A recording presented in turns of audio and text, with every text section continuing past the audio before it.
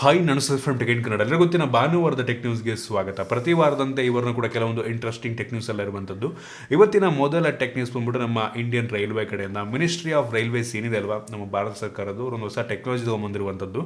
In case ಒಂದೇ ಟ್ರ್ಯಾಕಲ್ಲಿ ಎರಡು ಟ್ರೈನ್ಗಳು ಮುಂದೆ ಮುಂದೆ ಬರ್ತದೆ ಅಂದರೆ ಆಕ್ಸಿಡೆಂಟ್ ಆಗೋ ಟೈಮಲ್ಲಿ ಆಟೋಮೆಟಿಕ್ಕಾಗಿ ಆ ಟ್ರೈನ್ಗಳು ಸ್ಟಾಪ್ ಆಗಿಬಿಡುತ್ತೆ.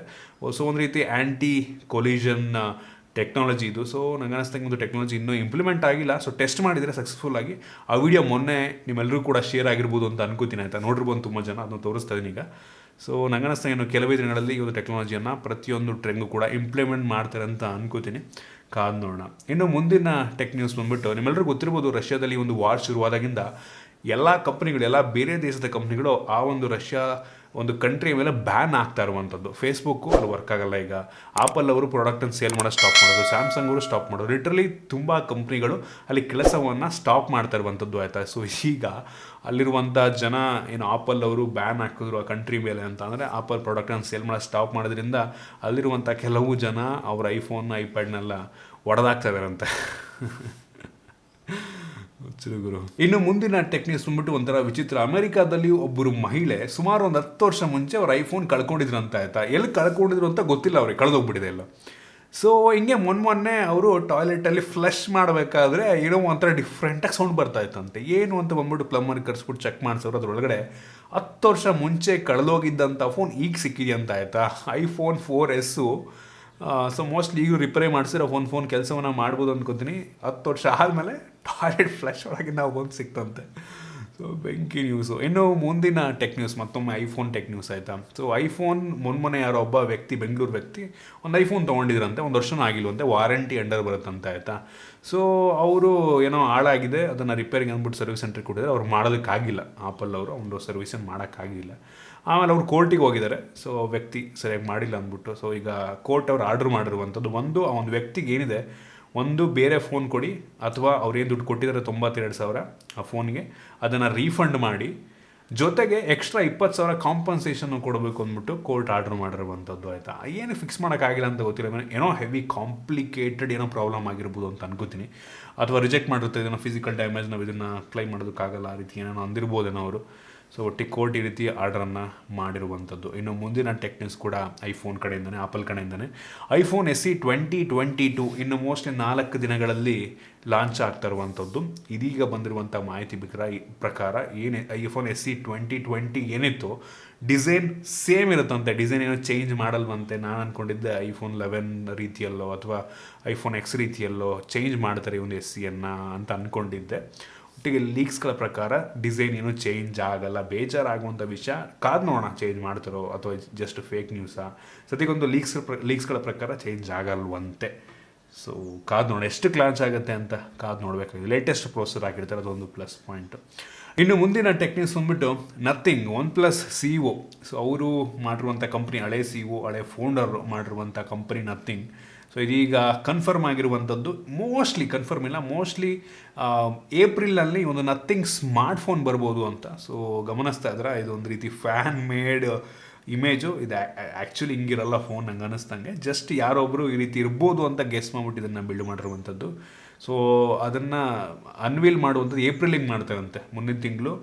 ಮೋಸ್ಟ್ಲಿ ಕೆಲವೊಂದು ಟೀಸರ್ಗಳು ಬಿಡ್ಬೋದು ನಂಗೆ ಅನ್ನಿಸ್ತಂಗೆ. ಲಾಂಚ್ ಗೊತ್ತಿಲ್ಲ ಯಾವಾಗುತ್ತೆ ಅಂತ. ಒಟ್ಟಿಗೆ ಸ್ಮಾರ್ಟ್ಫೋನ್ ಬರುವಂಥದ್ದು ಕನ್ಫರ್ಮ್ ಆಗಿದೆ.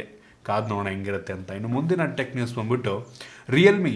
ಈ ಒಂದು ರಿಯಲ್ಮಿನಲ್ಲಿ ಇನ್ನು ನೆಕ್ಸ್ಟ್ ಫ್ಯೂಚರಲ್ಲಿ ಬರುವಂಥ ಕೆಲವೊಂದು ಫೋನ್ಗಳಲ್ಲಿ ಈ ಒಂದು OnePlusಲ್ಲಿ ಏನು ಸ್ಲೈಡರ್ ಬರುತ್ತೆ ಗೊತ್ತಾ ನಿಮಗೆ ಮೋಡ್ಗಳು ಚೇಂಜ್ ಮಾಡೋದಕ್ಕೆ, ಸೈಲೆಂಟ್ ಮೋಡು, ವೈಬ್ರೇಷನ್ ಮೋಡ್, ಇದನ್ನು ಚೇಂಜ್ ಮಾಡೋದಕ್ಕೆ ಏನು ಸ್ಲೈಡರ್ ಬರುತ್ತಲ್ವ. ಸೊ ಅದೇ ರೀತಿ ಸ್ಲೈಡರ್ OnePlus, ಓಪೋ, ರಿಯಲ್ಮಿ ಎಲ್ಲ ಕೂಡ ಒಬ್ಬರದೇನೆ.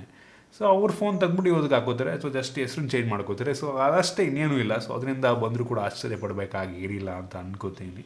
ಬಟ್ ಸ್ಟಿಲ್ ರಿಯಲ್ಮಿಗೆ ಬಂತು ಅಂದರೆ ಒಂದು ಒಳ್ಳೆಯ ವಿಷಯನೇ. ಇನ್ನು ಸ್ಯಾಮ್ಸಂಗ್ ಅವರು ಇಲ್ಲಿ ತನಕ ಹೆವಿ ಜಾಸ್ತಿ ಫೋನ್ ಏನು ಲಾಂಚ್ ಮಾಡಿಲ್ಲ. ಫ್ಲ್ಯಾಗ್ಶಿಪ್ ಫೋನ್ ಲಾಂಚ್ ಮಾಡಿದ್ದಾರೆ S22.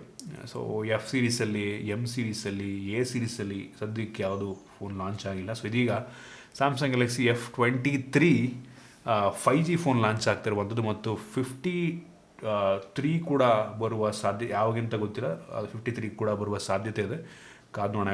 ಹೆವಿ ಲಾಂಚಸ್ಗಳಿಂದ ಸ್ಯಾಮ್ಸಂಗ್ ಅವ್ರು ಮೋಸ್ಟ್ಲಿ ಈ ತಿಂಗಳು ಏಪ್ರಿಲು ಮೇ ತನಕ ಕಂಟಿನ್ಯೂಸ್ ಆಗಿ ಲಾಂಚ್ ಮಾಡ್ತಾರೆ ಅಂತ ಅನ್ನಿಸ್ತದೆ. ಕಾದು ನೋಡೋಣ. ಒಟ್ಟಿಗೆ ಎಮ್ ಸೀರೀಸಲ್ಲೂ ಕೂಡ ತುಂಬ ಫೋನ್ ಬರೋದಿದೆ.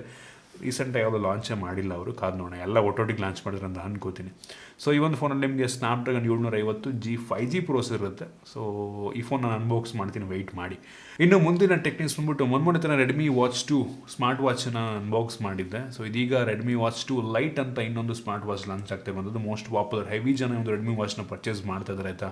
ಏನಕ್ಕೆ ತುಂಬ ಅಫೋರ್ಡಬಲ್ ಆಗಿ ಒಂದು ಒಳ್ಳೆ ಕ್ವಾಲಿಟಿ ವಾಚ್ನೇ ಇವ್ರು ಲಾಂಚ್ ಮಾಡ್ತಿದ್ದಾರೆ. ಸೊ 9ನೇ ತಾರೀಕು ಈ ಒಂದು 2 ಲೈಟ್ ಲಾಂಚ್ ಆಗಿದೆ. ತುಂಬ ಕಡಿಮೆ, ಮೋಸ್ಟ್ಲಿ ಒಂದು 3,000 ರೇಂಜಲ್ಲಿ ಲಾಂಚ್, 3,500-4,000 ರೇಂಜಲ್ಲಿ ಲಾಂಚ್ ಆಗ್ಬೋದು ಅನ್ಕೋತೀನಿ. ಕಾದು ನೋಡಿ ಎಷ್ಟಕ್ಕೆ ಲಾಂಚ್ ಆಗುತ್ತೆ ಅಂತ. ಒಟ್ಟಿಗೆ ಲುಕ್ ವೈಸ್ ಅಂತೂ ತುಂಬ ಚೆನ್ನಾಗಿದೆ ಸದ್ಯಕ್ಕೂ ಅಂತೂ. ಇನ್ನು ಮುಂದಿನ ಟೆಕ್ ನ್ಯೂಸ್ ಬಂದ್ಬಿಟ್ಟು HTC first Android phone launch ಮಾಡಿದಂಥ ಸ್ಮಾರ್ಟ್ ಫೋನ್ ಇದು. HTC ಇವ್ರ ಮ್ಯಾನುಫ್ಯಾಕ್ಚರರ್ಸು. ಸೊ ಇದೀಗ HTC ಮತ್ತೊಂದು ಫೋನ್ನ ಕಮ್ ಬ್ಯಾಕ್ ಮಾಡುವ ಸಾಧ್ಯತೆ, ಮತ್ತೊಂದು ಹೊಸ ಫ್ಲ್ಯಾಗ್ಶಿಪ್ ಫೋನ್ನ ಜೊತೆಗೆ ಕಮ್ ಬ್ಯಾಕ್ ಮಾಡುವ ಸಾಧ್ಯತೆ ಇದೆ ಅಂತ ಹೇಳಲಾಗ್ತಿರುವಂಥದ್ದು. ಸೊ ಕಾದು ನೋಡೋಣ ಆಯಿತಾ. HTC ಅವರು ಒಂದು ಒಳ್ಳೆ ಫೋನ್ಗಳು ಲಾಂಚ್ ಮಾಡೋರು, ಒಳ್ಳೊಳ್ಳೆ ಬಿಲ್ಡು ಸಕಲಾಗಿರ್ತಾ ಇತ್ತು. ಆಮೇಲೆ ಸ್ಟಾಪೇ ಆಗೋಯಿತು, ಕಾಂಪೀಟ್ ಮಾಡೋಕ್ಕಾಗಲಿಲ್ಲ ಸ್ಯಾಮ್ಸಂಗು ದೊಡ್ಡ ದೊಡ್ಡ ಕಂಪ್ನಿಗಳ ಜೊತೆಗೆ. ಸೊ ಈಗ ಮತ್ತೊಮ್ಮೆ ಬರ್ತಾರಂತೆ. ಇನ್ನು ಮುಂದಿನ ಟೆಕ್ ನ್ಯೂಸ್, ರಿಯಲ್ಮಿ 9 ಸೀರೀಸಲ್ಲಿ ಇನ್ನೂ 2 ಫೋನ್ಗಳು ಈ ನೆಕ್ಸ್ಟ್ ಈ ವಾರ ಲಾಂಚ್ ಆಗ್ತಾ ಇದೆ. 2 ಫೋನ್ಗಳು. ರಿಯಲ್ಮಿ ಅವರು ಎಷ್ಟು ಫೋನ್ ಲಾಂಚ್ ಮಾಡ್ತಾ ಇದ್ದಾರೆ ಅಂತಂದರೆ 2 ಫೋನ್ಗಳು ಎಕ್ಸ್ಟ್ರಾ ಬರ್ತಾ ಇದ್ದಾವೆ. ಸೊ ರಿಯಲ್ಮಿ ಟೆಕ್ ಲೈಫ್ ಅಡಿಯಲ್ಲೂ ಕೆಲವೊಂದು ಗ್ಯಾಜೆಟ್ಗಳು ಬರ್ತವೆ, ಬಡ್ಸ್ಗಳು ಬರ್ತವೆ, ಏನೇನೋ ಇದೆ ಹೆವಿ. ಸೊ ಈ ವಾರ ಅಂತೂ ಫುಲ್ ಲಾಂಚಸ್ಗಳು, ಫೋನ್ಗಳ ಮೇಲೆ ಫೋನ್ ಲಾಂಚ್ ಆಗ್ತಾ ಇದ್ದಾವೆ ಫುಲ್ ರೆಡಿಯಾಗಿ. ಜೊತೆಗೆ ರೆಡ್ಮಿ ಅವರೇನು ಕಡಿಮೆ ಇಲ್ಲ, ರೆಡ್ಮಿ ಅವರು ಕೂಡ 2 ಹೊಸ ಫೋನ್ ಲಾಂಚ್ ಮಾಡ್ತಿರುವಂಥದ್ದು. ರೆಡ್ಮಿ ನೋಟ್ 11 ಸೀರೀಸ್ನಲ್ಲಿ 11 Pro ಮತ್ತು 11 Pro Plus 2 ಫೋನ್ಗಳು ಲಾಂಚ್ ಆಗ್ಬೋದು ನಂಗೆ ಅನ್ನಿಸ್ತಂಗೆ. 2 ಕೂಡ, ಒಂದು ಮೋಸ್ಟ್ಲಿ 5G ಅನ್ಕೋತೀನಿ, ಇನ್ನೊಂದು ಕನ್ಫರ್ಮ್ ಇಲ್ಲ. ಒಟ್ಟಿಗೆ 2 ಕೂಡ ಇದೇ ವಾರ ಲಾಂಚ್. ಲಿಟ್ರಲಿ ಎಲ್ಲ ಒಟ್ಟೊಟ್ಟಿಗೆ ಲಾಂಚ್ ಮಾಡ್ಕೊಂಡು ಇಟ್ಟರು ಹೊರತಾಗಿ ನಮಗೊಂದು ತಲೆ ಕೆಟ್ಟು ಹೋಗ್ತದೆ. ಎಲ್ಲ ಒಟ್ಟೊಟ್ಟಿಗೆ ಅನ್ಬಾಕ್ಸ್ ಮಾಡಬೇಕು. ಸೊ ಇದಿಷ್ಟು ಇವತ್ತಿನ ಟೆಕ್ ನ್ಯೂಸ್ ಮತ್ತು ಇವತ್ತಿನ 2ನೇ ವಿಡಿಯೋ. ಬೆಳಗ್ಗೆ ಪೋಕೋ M4 Pro ಲಾಂಚ್ ಆಗಿತ್ತು. ಸೊ ಆ ಒಂದು ವಿಡಿಯೋ ಪಬ್ಲಿಷ್ ಮಾಡಿದ್ದಕ್ಕೆ ಇವತ್ತು ಈ ಒಂದು ಟೆಕ್ ನ್ಯೂಸನ್ನು ಸ್ವಲ್ಪ ಲೇಟಾಗಿ ಪಬ್ಲಿಷ್ ಮಾಡ್ತಾ ಇದ್ದೀವಿ. ಸೊ ಆ ಒಂದು ವಿಡಿಯೋ ಇನ್ನೂ ನೋಡಿಲ್ಲ ಅಂತ ಹೋಗಿ ನೋಡ್ಕೊಂಬನ್ನಿ. ಪೋಕೋ M4 Pro ಲಾಂಚ್ ಆಗಿದೆ ಇವತ್ತು. ಒಂದು ಲೆವೆಲಿಗೆ ಅಫೋರ್ಡಬಲ್ ಲಾಂಚ್ ಮಾಡಿದ್ದಾರೆ.